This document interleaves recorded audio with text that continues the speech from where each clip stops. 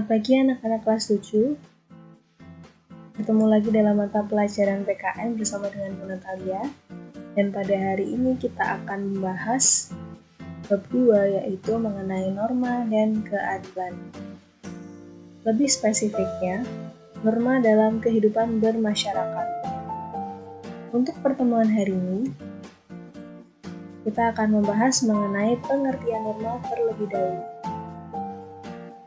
Sejak kelahiran hingga akhir hayatnya, manusia selalu hidup berkelompok.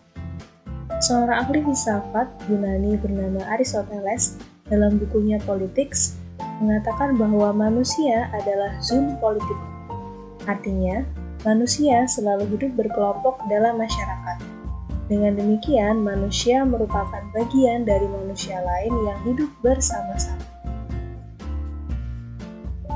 Manusia pada dasarnya memiliki dua kedudukan, yaitu sebagai makhluk sosial dan makhluk individu.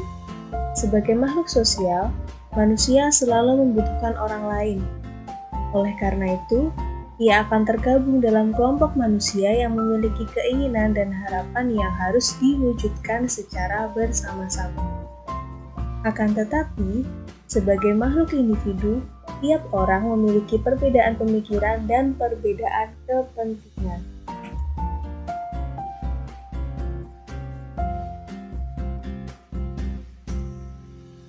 Ini adalah gambaran dari tokoh filsafat Yunani, yaitu Aristoteles. Kurang lebih wajahnya seperti. Menurut Roscoe, dalam masyarakat terdapat 3 kategori kepentingan yang dilindungi atau norma hukum, yaitu sebagai berikut. Nah, ini juga gambar dari tokoh yang bernama Roscoe. Yang pertama, kepentingan umum yang terdiri atas 2, yaitu kepentingan negara sebagai badan hukum untuk mempertahankan kepribadian dan substansinya. Contohnya, mempertahankan diri dari serangan negara lain. Kemudian yang kedua yaitu kepentingan negara sebagai penjaga kepentingan masyarakat. Contohnya, menjaga fasilitas-fasilitas publik atau umum dan kestabilan ekonomi. Selanjutnya, yang kedua adalah kepentingan masyarakat. Kepentingan masyarakat ini terdiri atas 6 kepentingan masyarakat. Yang pertama yaitu kepentingan masyarakat bagi keselamatan umum. Contohnya, perlindungan hukum bagi keamanan dan ketertiban. Kemudian yang kedua, kepentingan masyarakat dalam jaminan lembaga-lembaga sosial. Contohnya, perlindungan lembaga perkawinan atau keluarga. Kemudian kepentingan masyarakat yang ketiga adalah kepentingan masyarakat dalam kesusilaan untuk melindungi kerusakan moral. Contohnya peraturan-peraturan hukum tentang pemberantasan korupsi. Kepentingan masyarakat yang keempat adalah kepentingan masyarakat dalam pemeliharaan sumber-sumber sosial. Kepentingan masyarakat yang kelima yaitu kepentingan masyarakat dalam kemajuan umum untuk berkembangnya manusia ke arah yang lebih tinggi dan sempurna. Kemudian kepentingan masyarakat yang keenam adalah kepentingan masyarakat dalam kehidupan manusia secara individual, misalnya perlindungan kebebasan berbicara.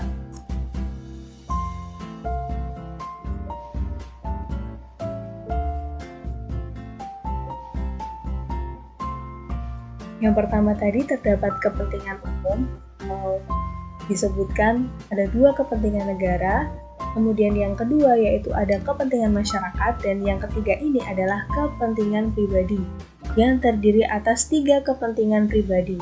Yang pertama, kepentingan pribadi, contohnya perlindungan terhadap fisik, kehendak, berpendapat, keyakinan beragama, dan hak milik. Kemudian yang kedua adalah kepentingan dalam rumah tangga. Contohnya, perlindungan bagi lembaga perkawinan. Kemudian kepentingan pribadi yang ketiga adalah kepentingan substansi.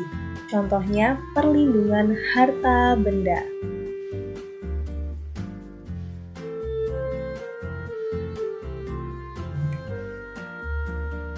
Dalam kehidupan bermasyarakat, perbedaan kepentingan dapat menimbulkan adanya perselisihan, perpecahan, bahkan menjurus ke arah terjadinya kekacauan. Dan hal tersebut jelas ya karena manusia memiliki dua kedudukan. Yang pertama tadi, anak-anak masih ingatkah? Manusia adalah makhluk sosial, tapi di sisi lain manusia juga adalah makhluk individual.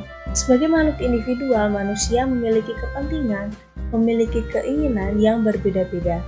Dan apabila keinginan yang berbeda-beda, kepentingan yang berbeda-beda itu tidak terarah, yang terjadi adalah perselisihan, perpecahan, bahkan terjadi kekacauan. Nah, oleh karena itu, untuk menghindari adanya benturan akibat perbedaan kepentingan tersebut, diperlukan suatu tatanan hidup berupa aturan-aturan dalam pergaulan hidup di masyarakat. Tatanan hidup tersebut biasanya disebut dengan norma. Norma dibentuk untuk melindungi kepentingan-kepentingan manusia sehingga dapat terwujud ketertiban dan kedamaian dalam kehidupan bermasyarakat.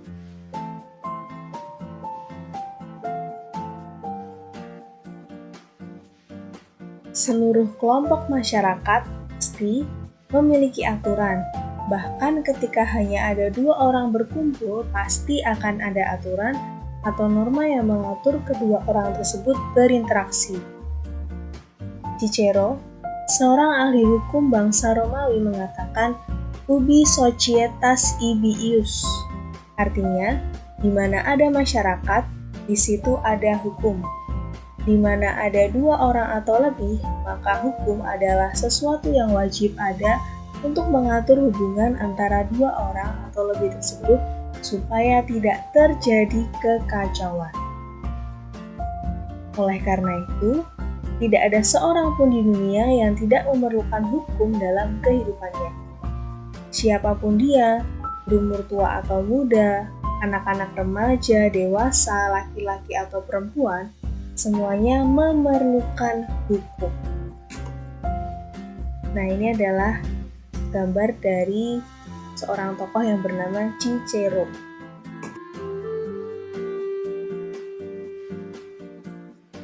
Setiap kelompok masyarakat memiliki perbedaan corak budaya dan sifatnya. Oleh karena itu, aturan atau norma yang berlaku dalam setiap masyarakat tentu berbeda-beda. Norma pada hakikatnya merupakan kaidah hidup yang mempengaruhi tingkah laku manusia dalam hidup bermasyarakat. Juga dapat diartikan aturan atau ketentuan yang mengatur kehidupan warga masyarakat, dipakai sebagai panduan, tatanan, dan pengendali tingkah laku. Sebagai contoh, norma di masyarakat A belum tentu sama dengan norma pada masyarakat B.